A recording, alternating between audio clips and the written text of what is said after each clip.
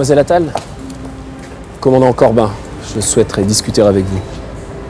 Y a-t-il des raisons à cela? Je ne crois pas vous avoir déjà rencontré. Non, je crois pas non plus.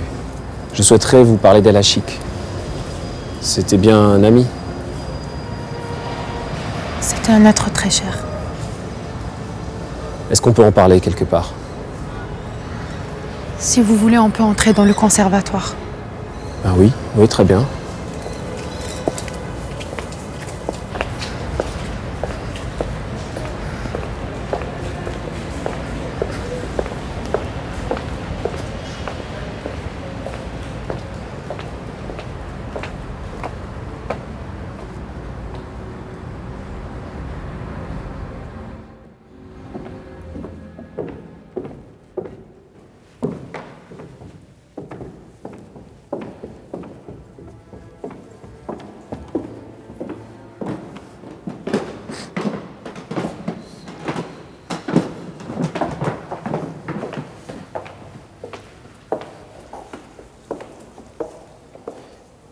J'enquête sur son assassinat.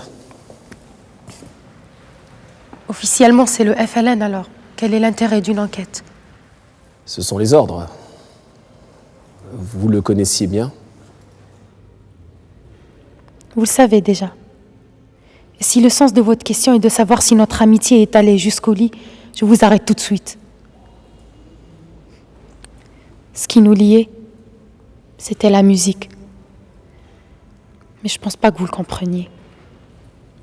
C'était pas la même, en tout cas. Vous êtes, m'a-t-on dit, une excellente concertiste classique. J'ai été éblouie la première fois que je l'ai écouté au oud. C'était chez Cheikh Nathan Drai. C'était son maître, il le suivait depuis des années. Je m'y rendais aussi pour faire des gammes, mais depuis, nos échanges n'ont pas cessé.